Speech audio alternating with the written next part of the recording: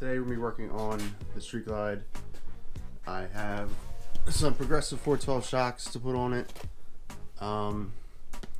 This fin kit, because I had gift cards to use up from Christmas, and then this little pigtail doodad.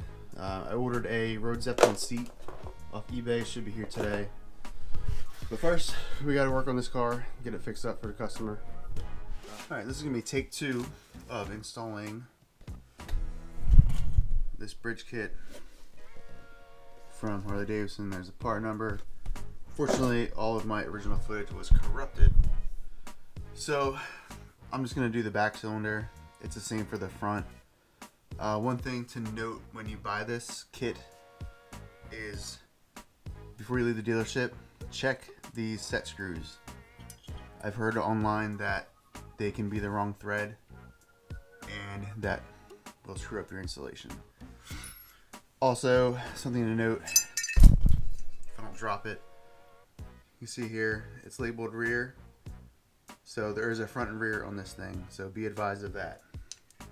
Other than that, it's pretty straightforward installation. I do recommend using, this is a little 4mm Allen socket, way easier than the little thing they give you.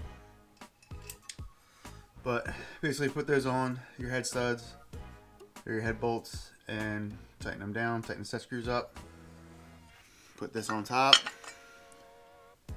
grab your little socket and tighten these down.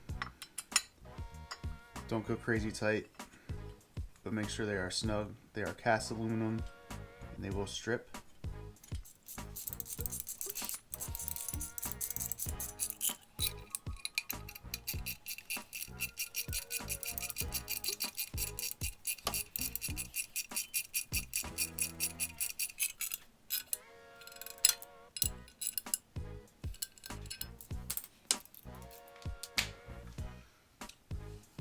And that's it.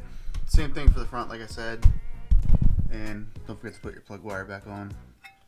Alright, so I'm just going to run through this installation real quick because it was pretty easy. I recently bought a Road Zeppelin seat, and you need this wiring harness to run the electric pump on the seat. The connector is right here underneath of the side cover. I just ran it up along here underneath over top of the frame.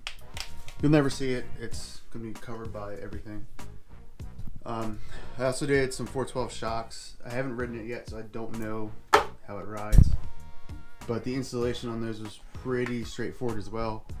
If you don't have one of those jacks, that guy, definitely get one, because you're going to need to support it from the middle, lift it up, undo your old shocks, and then to install these new shocks, you're going to look at the paperwork with the shocks, because there's several different spacers that go in between the bolts, or you can see the seats in the way.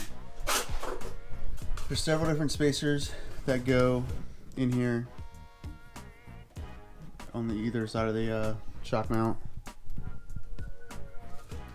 These are 3/4 bolts torqued down 35 to 40 foot-pounds. One thing I did do was the right shock, I cranked the preload all the way.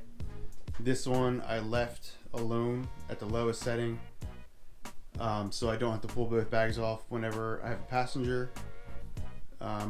That's how the stock ones were set up, so I assume they'll be fine. I will update after I get to ride it. Thanks for watching.